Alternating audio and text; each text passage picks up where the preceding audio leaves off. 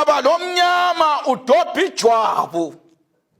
Wawuchukana lejwabu lakho. Indaba yomtshado yi-touch is a move.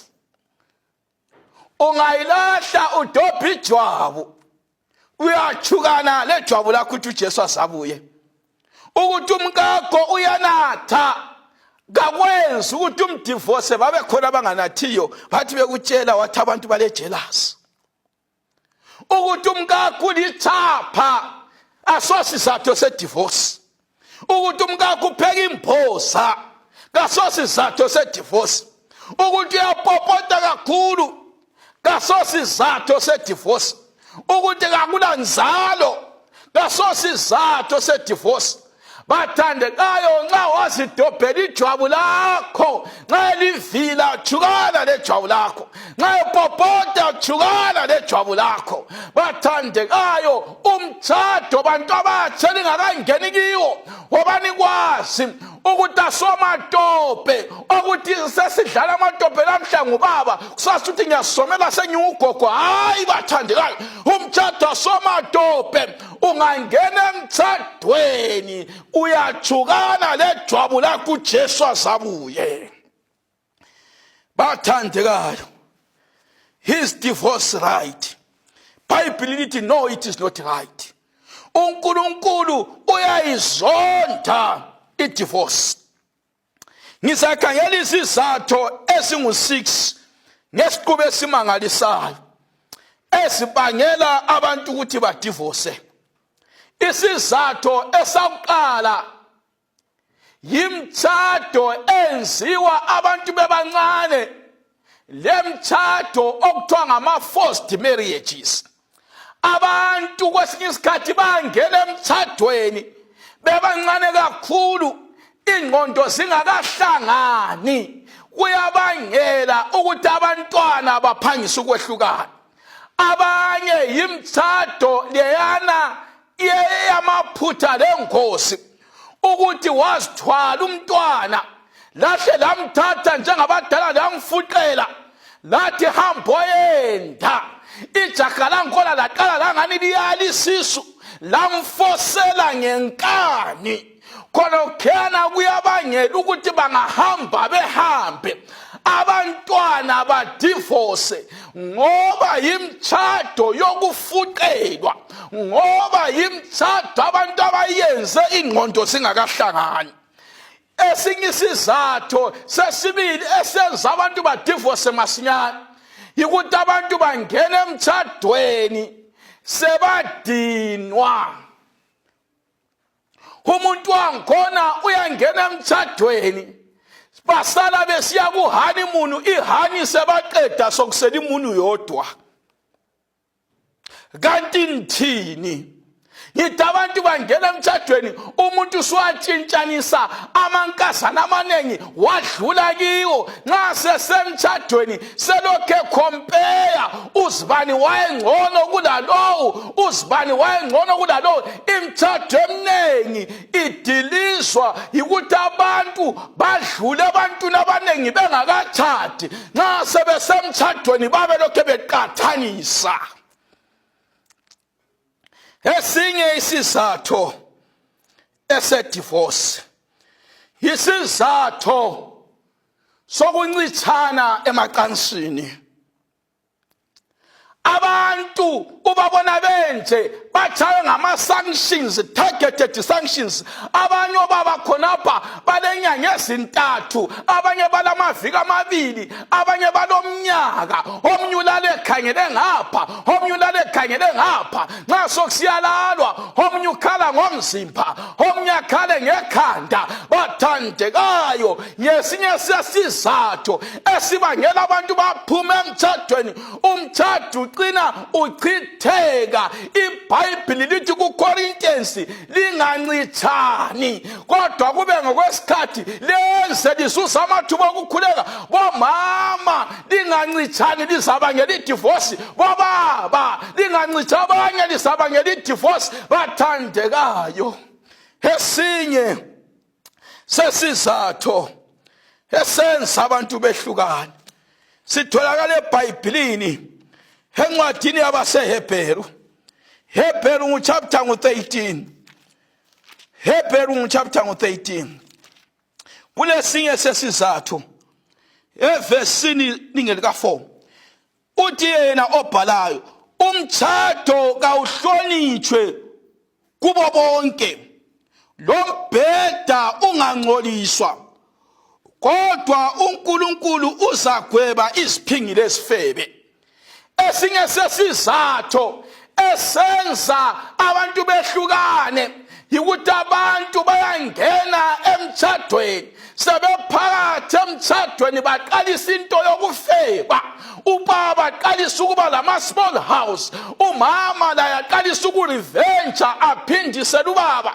Esinye sesizathu esenza abantu badivorce ngabantu abehlulwa yimizwa, ngabantu abangasuthisekiyo.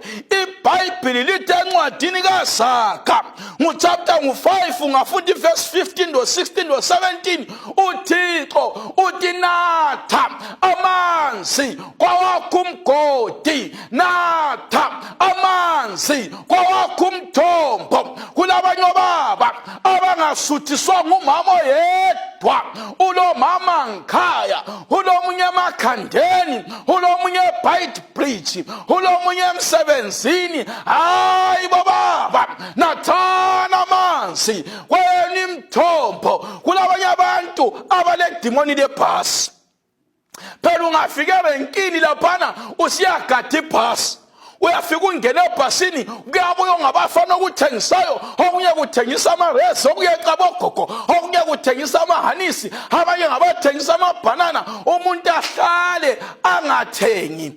Nxa ibhasi siduma useqalisa ukumemezela ihanisi imalini, amareza imalini, ngicela ungiqhubele ibhanana, sehawukela okuphandle. Ibhasi sihamba. Kulabo baba abaledimoni elinjalo angagada ibhasi yomtshado, bathandekayo, ebelethuba lokudinga amahanisi, ebelethuba lokuthenga amabhanana, kodwa wangathengi. Nxa ibhasi sihamba seqalisa ukufuna okuphandle. Kulabanye abantu abasebhasini yomtshado asebehawukela okuphandle, sehawukela omama baphandle, sehawukela amankazana amancane, sehawukela abafelokazi, sehawukela ama-single parents, sehawukela okuphandle komtshado. Kulabanye omama labo abahawukela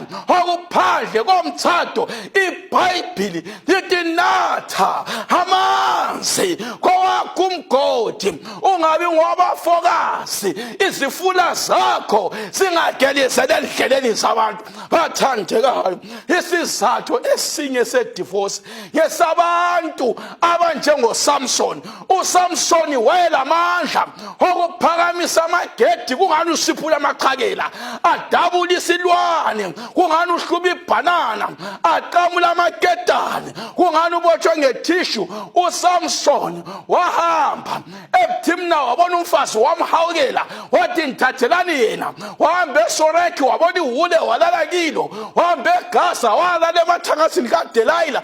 uSamson wayelamandla, bathandekayo, okuphakamisa amagedi, wayengelamandla okuphakamisa izipha.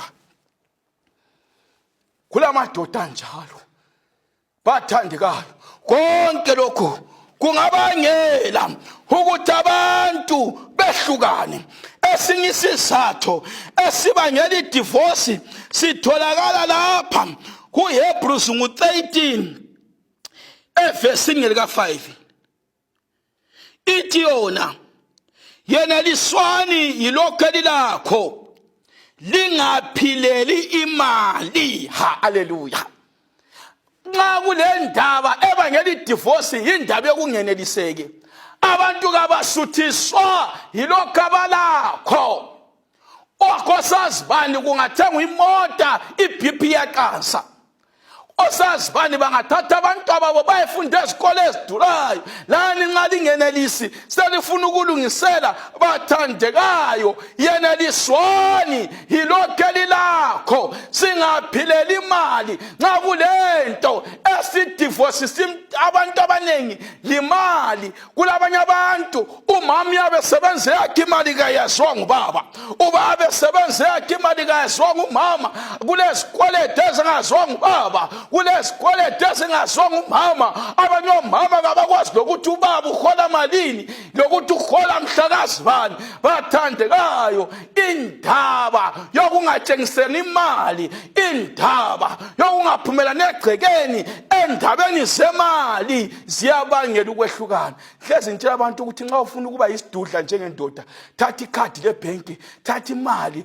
ngemonth end umuphi umama azibhajethele hayi khona ukuthi kuthiwa isawudo kalisekho usukhipha esikhwameni kubuye kusasa akusela tamatisi malini kubuye kusasa isawudo seliphelile helidla njani lidlalisa isawudo kulabantu abangadlalisa into ebabayo hayi bathandekayo uhluphe silalo yikuthi siphilela imali kuyabangela idivorce kodwa uThixo uthi yena namhlanje encwadini kaMahubo u-127 kulapha okulephilisi lakhona Mahubo 127 ivesi ngelika-1 levesi lika-2 ngiyayithanda livesi bathandekayo ithi yona uMahubo 127 zwana ukuthi iBhayibheli ithini ithi uba inkosi ingakhi umuzi basebenzela ise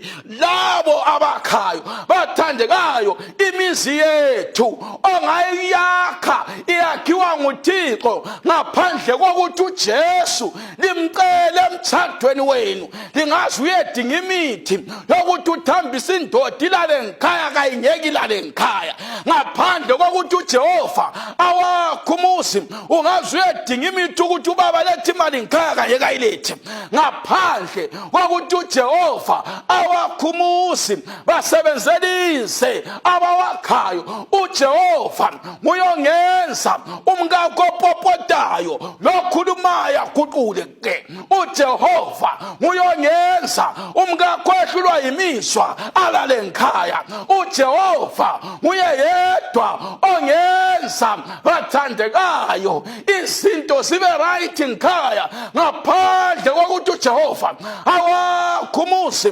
basebenzelise abawakhayo oante bangazama wehlule omalume bazame wehlule amadombo azame wehlule kodwa uJehova uyawakha umuzi engxenye ngikhuluma ngisenze nje kulabanye abantu abahleli ndawonye kodwa sebadivorce engxenye ngikhuluma ngisenze nje kulabanye abalamaphepha ase-high court engxenye ngikhuluma ngisenze nje kulomunye oplanayo ukuthi sengiyafayila idivorce mana ngimemezele emsakazweni wonke umuntu esizwa uMalaki 2:16 uJehova uthi ngiyayizonda idivorce ngiyakuzonda ukwahlukana ngiyazonda umuntu owenza isihluko esingaka bathandekayo ngeke njengamaKristu ngeke njengamaZimbabwe senze into ezondwa nguThixo nxa kade ususenza idivorce hamba obuyisana lomkakho nxa kade licabene lungisisana izindaba ukuze ekucineni lonke lisindiseke.